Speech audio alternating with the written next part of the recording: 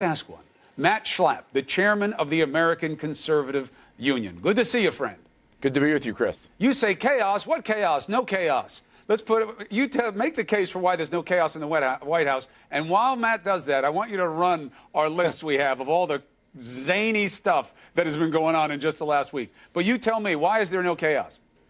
I think there's a lot of activity and energy and announcements coming from the White House.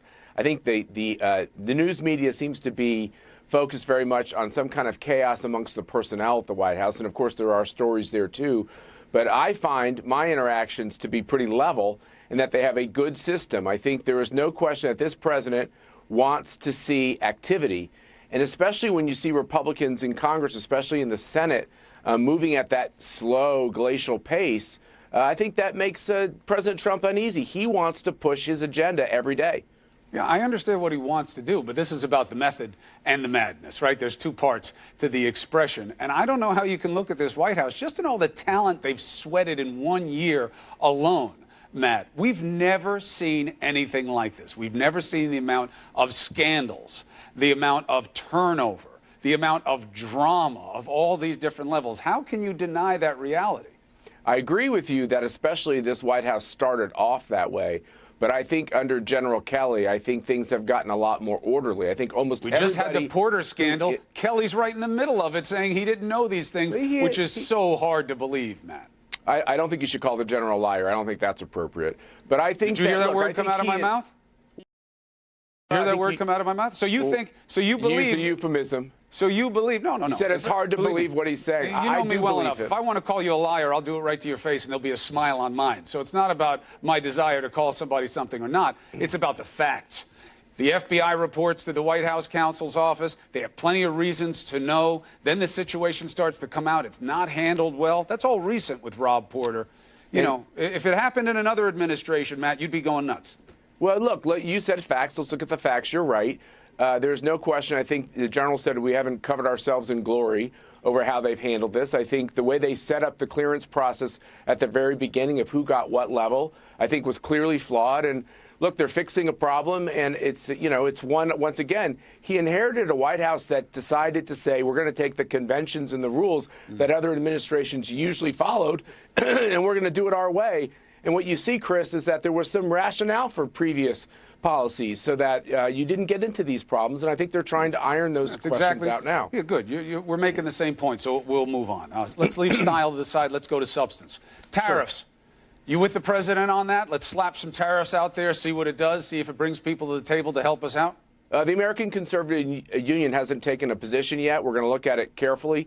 The aspect of this which did not really get teased out very well, I think, over the weekend is the national security impact on the fact that we have so few factories and smelters, and there are some high-level military industrial complex needs that come from especially the aluminum and the steel industries, and we have to make sure that we're not just going to be reliant on overseas importers for these products. So I think there's an aspect of this that I think conservatives want to hear out, but we also have to be honest that a tariff is a tax, and that means the consumers pay more for consumer goods. The other side of that is Donald Trump wouldn't be the president today if he didn't have a heterodox position when it comes to these big trade arrangements. He has a different point of view than what Republicans have run on in the past. And it's one of the reasons why he won in states like Wisconsin and Michigan and Pennsylvania. But he said his promise was to make the deals better.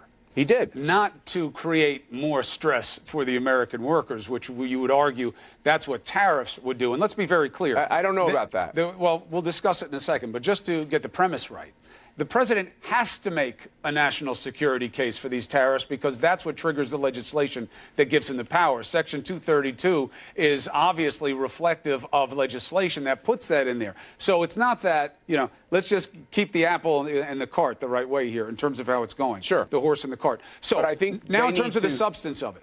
If they're going to make the argument on the national security grounds, I think they need to have some of their prominent national security voices out there. And they don't.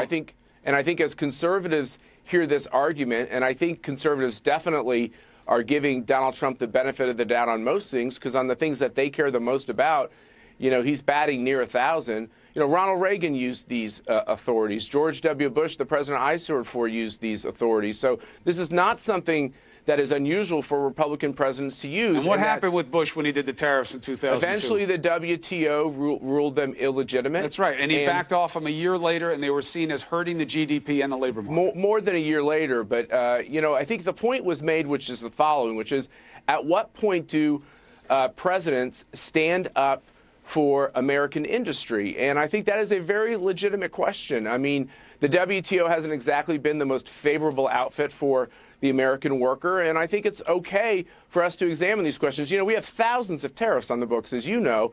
They come in all shapes and sizes, and it would be improperly reported to say somehow this is coming out of nowhere. We actually, this is a tool that is a legitimate tool, but we have to be honest, it has a negative. Right, I would differ with that. I don't think it's a legitimate tool at all. We've never seen it work for U.S. labor. We've never seen a trade war work for U.S. labor. You can't find one. A tariff is not a trade war. Now, you've jumped. No. You've jumped the tracks. No, I'm not jumping the tracks. That's how you get to one, is you put in a tariff, there is retaliation, and now you have a war, and you have people asking our partners not to retaliate because Trump's unstable. You don't know what he'll do. Not a great rationale for our President Trump is stable, and he's been very clear. Like, we all have to be honest. There's clarity about his point of view on these questions, that he wants to use these powers to make sure that the American worker and these American industries have a big, vibrant role in the world economy. And I'm asking you because the method that he's choosing here flies in the face of conservatism, and I wanted to see if you would step up about that. Another one that does it is his position of raising the age on guns from 18 to 21. You with that? I'm dubious of raising the age on gun ownership. What does that mean, dubious? You're doubtful? Are you with it or not? Well, let me be clear here. I think people have to be able to protect themselves. And I am the father of 5 daughters. And unfortunately, people do bad things, and women are often stalked.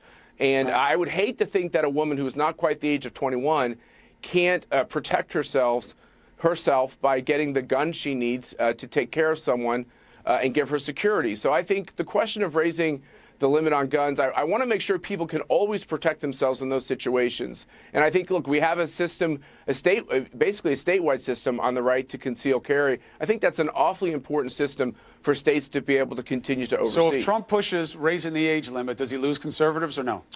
I think the question on this and immigration and these big questions where the president has had these bipartisan meetings at the White House, you know, my perspective as an individual is I kind of want to hear what the packages are, what's in them. There could be things that I really very much support.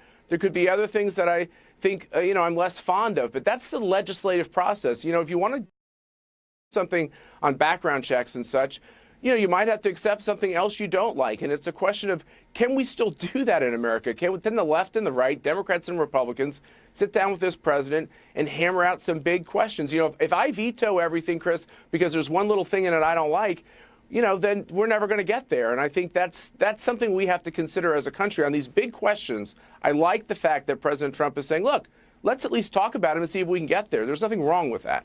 All right.